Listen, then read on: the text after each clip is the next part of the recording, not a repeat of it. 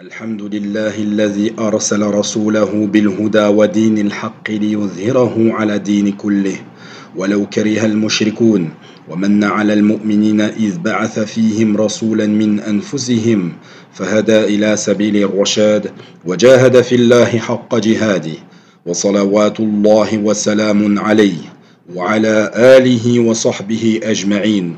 سلام الله عليكم ورحمة الله وبركاته. Ahlan wa sahlan bikum. Bienvenue à vous dans cette 83e rencontre des leçons à tirer de la vie du meilleur des hommes. أسأل الله بمنه وكرمه أن يجعل اجتماعنا هذا اجتماعا مرحوما وتفرقنا من بعده تفرقا معصوما وأن لا يجعل فينا ولا معنا ولا بيننا شقيا ولا محروما.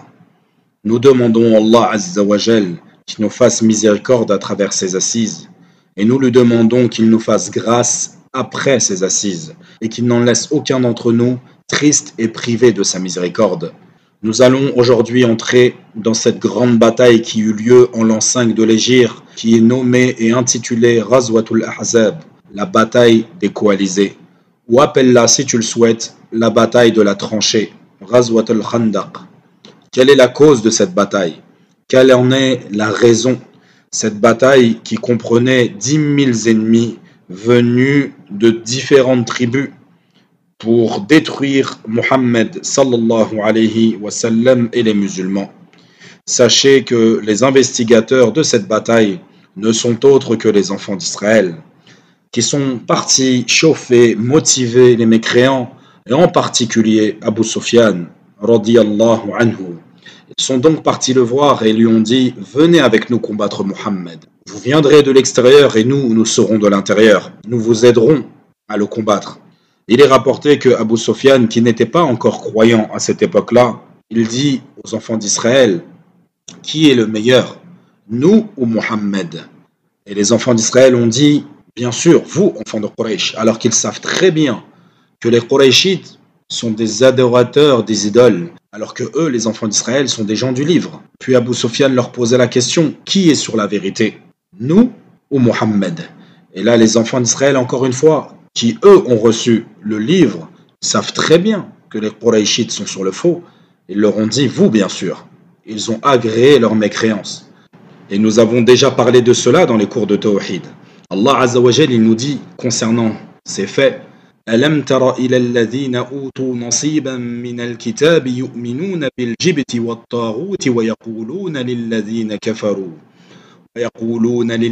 كفروا هؤلاء أهدى من الذين آمنوا سبيلا أولئك الذين لعنهم الله ومن يلعن الله فلن تجد له نصيرا. Allah nous dit: n'as-tu pas vu ceux-là à qui une partie du livre a été donnée? Ajoute foi en la magie et en rebelle tout ce qui est adoré en dehors d'Allah, et dire en faveur de ceux qui ne croient pas, c'est-à-dire les mécréants, ceux-là sont mieux guidés que ceux qui ont cru. Voilà ce que Allah a maudit, et quiconque Allah a maudit, jamais tu ne trouveras pour lui de secoureur. Subhanallah. Et comme cela, ils ont motivé les Qurayshites, puis ils sont partis dans la tribu de Ghatafan, qui est une autre tribu juive. Et ils leur ont dit aux Banu Ghatafan: nous avons les Qurayshites avec nous. Ils vont combattre avec nous contre Mohammed. Voulez-vous participer et être avec nous, faire partie de ce triomphe? Et Ghatafan, bien sûr, sont tombés dedans et ils ont dit: bien sûr que nous sommes avec vous. Il est rapporté que 4000 soldats venaient de Quraysh et de Ghatafan, des Bani Murra, des Banu Aslam et d'autres tribus parmi les Arabes. 6000 soldats sont sortis. Donc ils ont eu une armée composée de 10 000 hommes, alors que l'armée des musulmans, ils étaient composés seulement de 3 000 soldats. Et comme nous l'avons vu à plusieurs reprises précédemment, à chaque combat qui eut lieu, l'armée musulmane était toujours en infériorité. Et pourtant, ils remportaient toujours la victoire. Et le prophète sallallahu alayhi wa sallam ne cessait de répéter à ses compagnons que la victoire ne venait pas par les armes, mais seulement par la foi qui est placée dans les cœurs.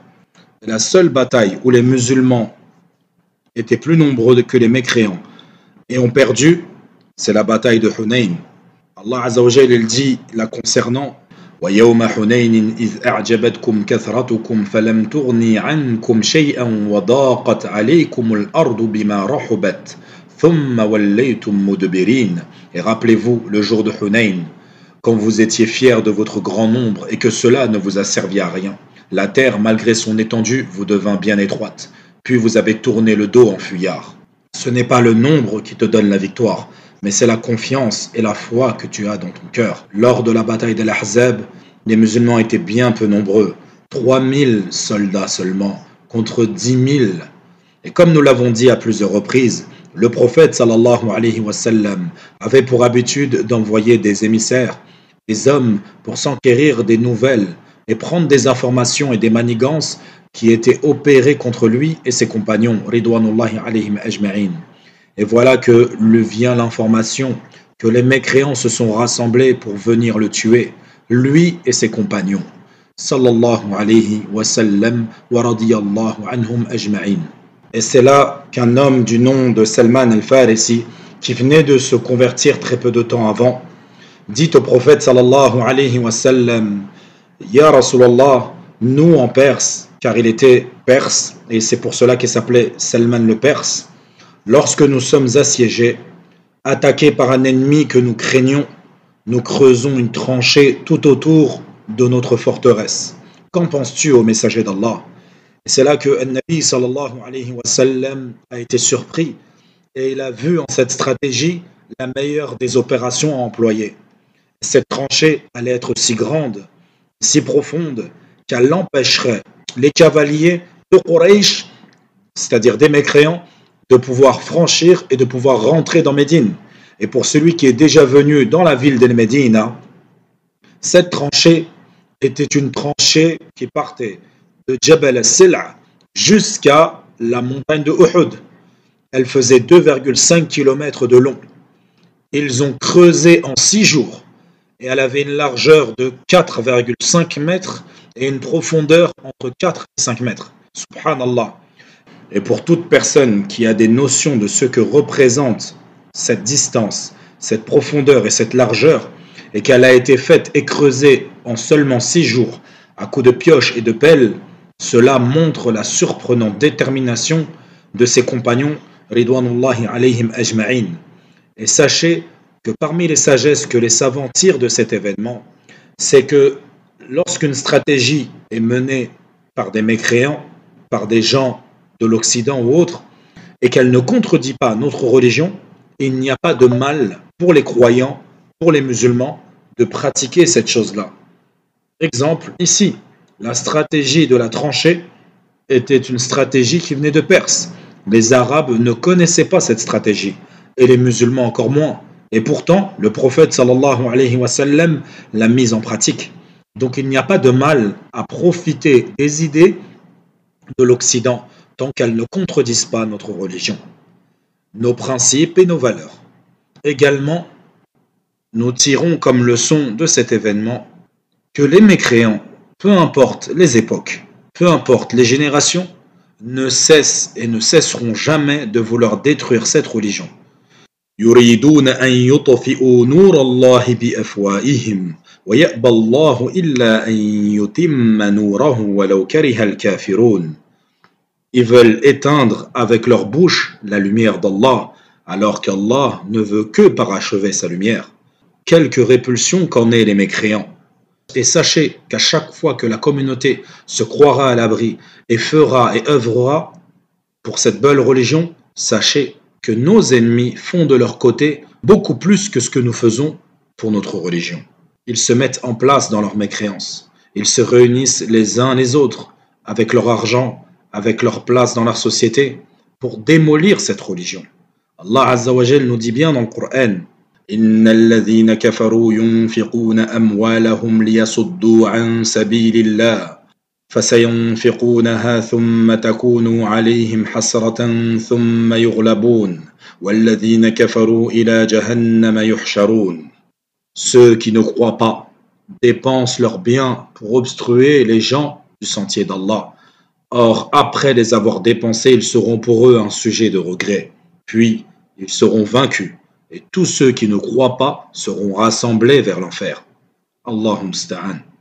Donc le prophète sallallahu alayhi wa sallam et ses compagnons ont commencé à creuser. Ils étaient dans une année de difficulté, de sécheresse, il n'y avait pas de nourriture.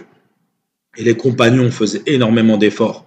Et il est rapporté que le prophète sallallahu alayhi wa sallam, voyant la difficulté, voyant les efforts fournis par ses compagnons, alors qu'ils étaient dans la tranchée, le prophète sallallahu alayhi wa sallam dit « Allahumma la aisha illa aishul akhira, faghfir lil ansari wal muhajira » Et les ansar et les muhajiroun disaient « Nahnu bay'ana Muhammadan ala al-jihadi ma baqina abada » Le prophète sallallahu alayhi wa sallam disait « Il n'y a de vie si ce n'est la vie de l'au-delà. Ô Allah, fais miséricorde aux auxiliaires et aux émigrés. » Et quant aux émigrés et aux auxiliaires, il disait « Certes, nous sommes ceux qui avons prêté allégeance à Muhammad sallallahu alayhi wa sallam. Tant qu'il y a de la vie en nous, nous combattrons dans le sentier d'Allah. » Et Al-Barra ibn Azib radiallahu anhu nous dit qu'il a vu le messager d'Allah sallallahu alayhi wa sallam le jour de la tranchée. Et il le voyait transporter des roches. Il était plein de poussière sur lui. Il était tout ébouriffé. Et il disait لولا أنت ما اهتدينا ولا تصدقنا ولا صلينا فأنزلنا سكينة علينا وثبت الأقدام إن لقينا إن الأولى قد بغوا علينا إذا أرادوا فتنة أبينا. Et il disait en élevant la voix, ô Allah, si ce n'avait été toi, nous n'aurions été guidés, nous n'aurions fait des aumônes et nous n'aurions été en capacité de prier. Fais descendre sur nous la quiétude et affermis nos pas. Si nous rencontrons l'ennemi demain, car certes l'ennemi a été injuste envers nous, et s'ils veulent nous faire dévier de notre foi, nous refuserons cela. Et il élevait la voix. Allahu Akbar. Nous nous arrêterons sur cela aujourd'hui, et nous continuerons bien sûr concernant cette bataille, car Naam, cette bataille n'était pas une bataille simple et évidente, et par cela, Allah Azza wa Jal a permis de montrer qui sont les véritables croyants des hypocrites. Et c'est de cela que nous parlerons dans le prochain cours. Bi'idhnillahi ta'ala, ila huna, wa sallallahu wa sallam ala nabiyyina Muhammad wa ala alihi wa sahbihi wa sallam.